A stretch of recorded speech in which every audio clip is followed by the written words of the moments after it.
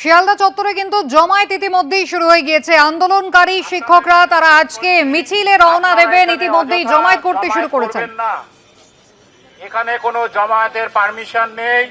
যদি আপনারা অযথা জমায়েত করেন তাহলে আইনানুগ ব্যবস্থা নিতে আমরা বাধ্য থাকব। আপনাদের কাছে অনুরোধ করছি, আপনারা এখানে অযথা জমায়েত করবেন না। আপনাদের এখানে জমায়েত করার কোনো রকম পারমিশন নেই। তা সত্ত্বেও যদি আপনারা এখানে জমায়েত করেন তাহলে আমরা আইনানুগ ব্যবস্থা নিতে বাধ্য থাকব। পুলিশের পক্ষ থেকে মাইকে ঘোষণা করা হচ্ছে যাতে জমায়েত না করেন আন্দোলনকারী শিক্ষকরা, কিন্তু তারা আজকে তাদের ঘোষিত কর্মসূচি অর্ধনগ্ন অবস্থায় মিছিল করবেন। তারা নবান্ন পর্যন্ত যাবেন। একদিকে শিয়ালদা মেট্রো স্টেশনের বাইরে, অন্যদিকে শিয়ালদা স্টেশন চত্বরে একদিকে প্রচুর সংখ্যক পুলিশ কর্মী যেমন মোতায়েন হচ্ছেন, তার পাশাপাশি আন্দোলনকারী চাকরিহারা শিক্ষকরা তারাও কিন্তু জড়ো হতে শুরু করেছেন। ব্রতদীপ ভট্টাচার্য রয়েছেন আমাদের সঙ্গে এবং রয়েছেন সুকান্ত মুখোপাধ্যায়। প্রথমে ব্রতদীপের কাছে চলে যাব। ব্রতদীপ, একেবারে পুলিশ তৈরি হয়ে রয়েছে, পুলিশের উচ্চপদস্থ আধিকারিকরা তারাও ঘটনাস্থলে ইতিমধ্যেই রয়েছেন। জমায়েতকে আগে থেকেই ছত্রভঙ্গ করতে এই বন্দোবস্ত পুলিশের। একেবারেই দেখতেই পাচ্ছ সকাল থেকে পুলিশের যে ব্যবস্থাটা রয়েছে তা কিন্তু চোখে পড়ার মতনই। বিশাল পুলিশ বাহিনী আগে থেকেই মোতায়েন করা ছিল এবং যখনই দেখা যায় চাকরিহারা আন্দোলনকারীরা একে একে জড়ো হতে শুরু করেছেন শিয়ালদা স্টেশনের যে সাউথ সেকশন, তার পাশে যে মেট্রো গেট, তার সামনে, তখনই পুলিশের তরফ থেকে প্রথম এসে তাদেরকে জিজ্ঞাসাবাদ করা হয় তারা কেন এসছেন, কোথা থেকে এসছেন এবং কী কর্মসূচি রয়েছে। এবং তারপর এই মুহূর্তে কিছুক্ষণ আগে দেখলে পুলিশের তরফ থেকে মাইকিং করা হলো এবং স্পষ্টভাবে জানিয়ে দেওয়া হলো যে শিয়ালদা স্টেশনে এখানে জমায়েত করার কোনো অনুমতি নেই। যদি জমায়েত হয় তাহলে পুলিশ আইনানুগ ব্যবস্থা নেবে। এই মুহূর্তে চাকরিহারারা এখানে রয়েছেন।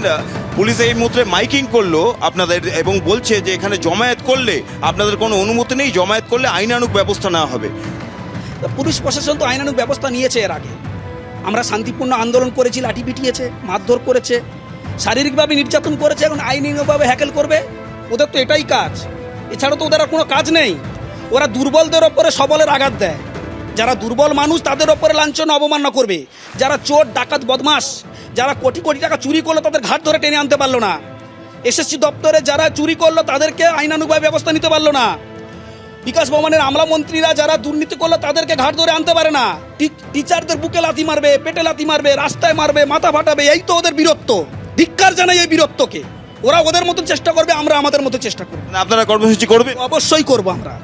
আমি ভারতের একজন নাগরিক হিসেবে, সাধারণ পশ্চিমবাংলার একজন নাগরিক হিসেবে কারোর অধিকার নেই আমার প্রতিবাদ আন্দোলনকে স্তব্ধ করার।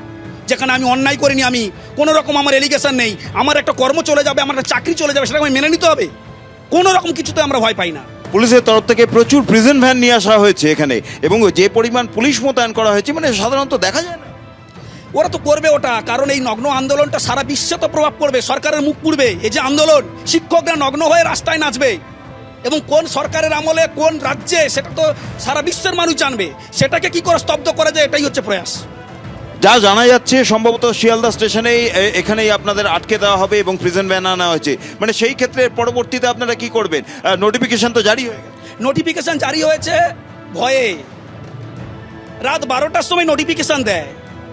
রাতের বেলা কাজকর্ম কারা করে? চোরেরা করে, ডাকাতেরা করে, বদমাশরা করে। ওরা এত চুরি, এত ডাকাতি, এত বদমাশি করেছে, ওরা রাত্রেবেলা করে নোটিশ করে। ধিক্কার জানানোর ভাষা নেই। তো পরীক্ষা হবে, হোক না, ফ্রেশাররা দিক। যারা নতুন, যারা 10 বছর ধরে অপেক্ষা করে রয়েছে, পশ্চিমবাংলার মেধার তো নষ্ট হচ্ছে, নতুনরা পরীক্ষা দিক। 2016 সালে যারা এসএলএসটি পরীক্ষা দিয়ে কোয়ালিফাই করেছে তাদের জন্য নয়। আমরা পরীক্ষায় বসতে রাজি নই। আমরা একবারই যোগ্যতার পরিচয় দিয়েছি। আমাদের পক্ষে পরীক্ষায় দ্বিতীয়বার বসা সম্ভব নয়। দ্বিতীয়বার যে পাস করবো তার গ্যারান্টি কে নেবে? পরীক্ষায় বসবো না আমরা। একেবারেই ব্রতদীপ ইতিমধ্যেই কিন্তু জমায়েত শুরু হয়ে গিয়েছে।